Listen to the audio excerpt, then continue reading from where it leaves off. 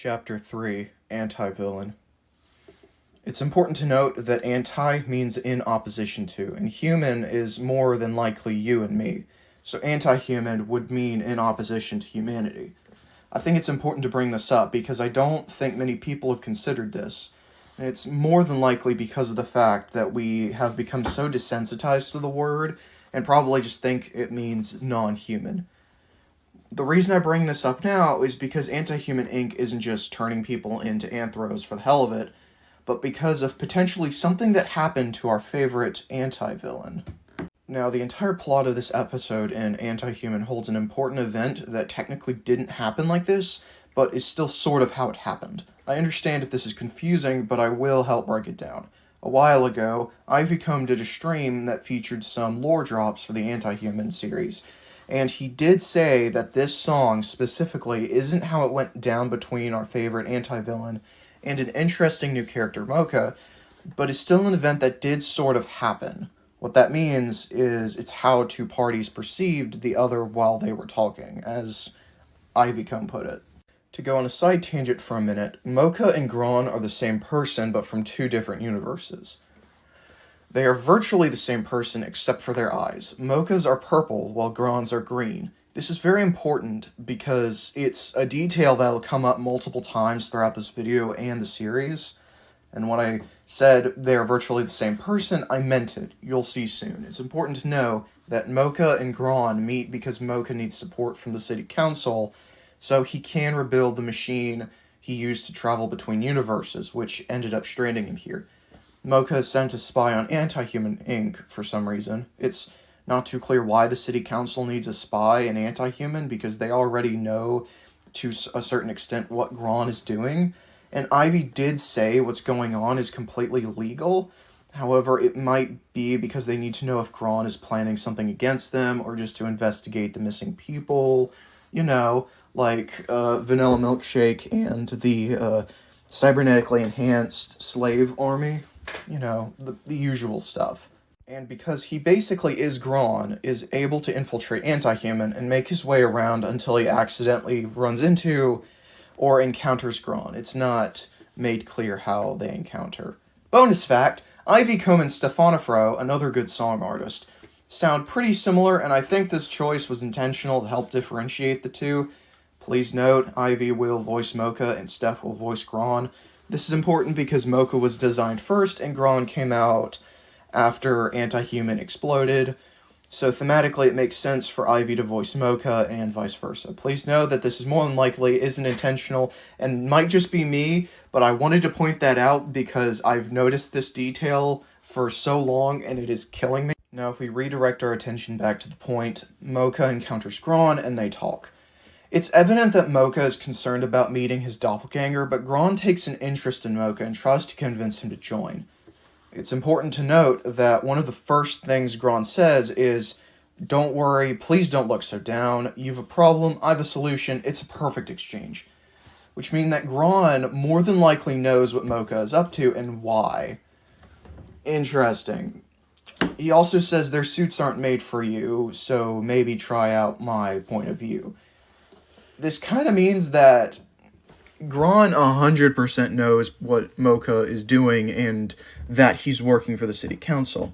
He repeats this, and Mocha also acknowledges this, but does say that he isn't into what Gron is doing. Gron also says it's your choice to be controlled, which is pretty funny because of what happens in the previous song.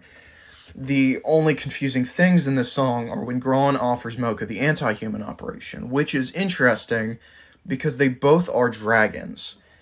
What would be the point of doing it? I believe that the Antihuman operation can be taken multiple times. First transforming the human and subsequent operations making them stronger each time.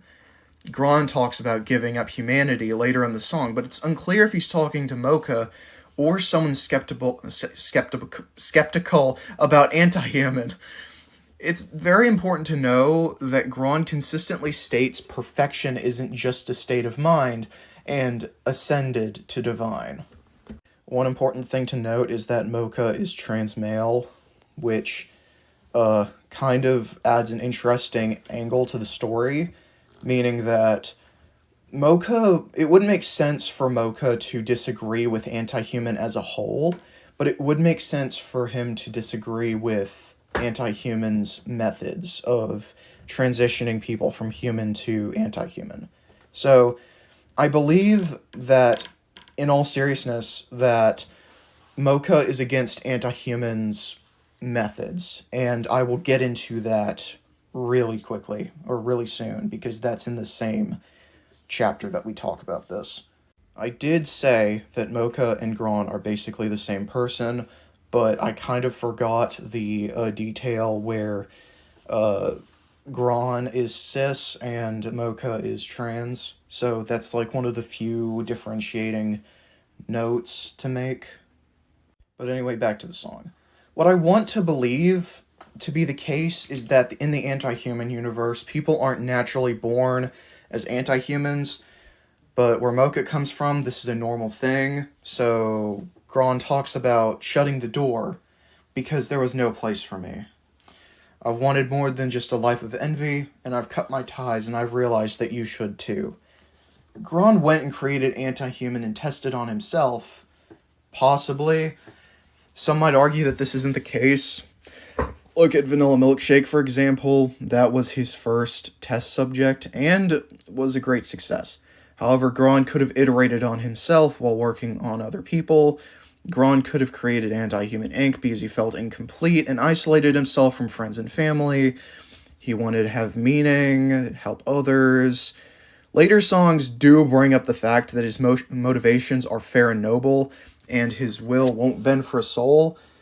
Honestly, yeah, based on how much furries spend on stuff they like, Gron would definitely dwarf Elon Musk in like a month if Antihuman Inc. was real. Depression would be eradicated instantly and the world would be a better place. I need to bring up the cut ties line because I believe it's important. Gron knows Mocha is working for the city council, but he should leave them for Antihuman Inc. But the reason I say want to believe just a second ago is because it's proven that there are anti-humans going around before Gron. So, man, I really wanted the theory to be true, but nah. Just know that this happens a lot with me wanting one thing and then just it not turning out to be true. So everything I say on this could instantly be disproven with the new Ivy Comb song that comes out in October. Now let's focus on some more important lines. I'm going to go through them one at a time. Mocha says, "Wipe out what I've been told. It's my choice to be controlled. Their suits aren't made for me, but this isn't really my cup of tea. Step out across the line into a world that's truly sublime. Ascended to divine, but perfection isn't what I had in mind." This tells me that Mocha doesn't want or approve of working for city council, but needs to anyway, and that he is impressed by Gron, but doesn't agree with him. Also, Mocha isn't exactly threatened by Gron either. "But they pull your strings like you're a marionette," rebukes Gron. This is funny, because Gron is familiar with controlling others, something that Mocha, as we will soon learn, isn't afraid of doing either. Mocha attempts to claim his own independence from the city council. However, this is meaningless if he can't control his own circumstances. Gron is keenly aware of this. Mocha desperately attempts to defend himself, as before, but Gron knows exactly what Mocha is. Gron plays by his own rules while Mocha is stuck in a position between Antihuman Inc. and the government. He doesn't want anything to do with either, yet both offer freedom, however, ironically, at the cost of free will. The Golden City Council says they'll help him get home, but Antihuman offers him something more. Gron knows that Mocha isn't really as noble as he says he is, mocking his holier-than-thou stance. "A broken system isn't fixed with a broken solution," says Mocha. "A revolution is not built without a hint of delusion," says Gron. This bit is a bit of a bombshell because it tells a lot about the Protogen uprising, Protogen air quotes, resurrected uprising back in Cybernetic Heart. It implies that the dead subjects are gone, but there's still memory left in the bodies of who remember who they once were. The subjects are basically ghosts, and I think that's really cool. The whole revolution came because the subjects thought they were still alive, or at least had some level of independence, but that wasn't the case. Also, the song came out before Cybernetic Heart, so this was definitely a tease. Or Cybernetic Heart was calling back to this. But based on the way the line is written and how the whole song was structured, I definitely believe it was teasing Cybernetic Heart. Losing the argument, Mocha attempts to reason that they could reset everything, build something new and better, but Gron breaks the news of the basic fact that Antihuman is too well established to be destroyed or remade. Its influence cuts so deep into the society of this world. I feel like when they began to argue about the choice to be controlled, Gron is mocking Mocha for being in service to the Golden Sea Council, who might not even give Mocha what he wants, while Mocha is arguing his own independence, saying he hasn't given up being his own self.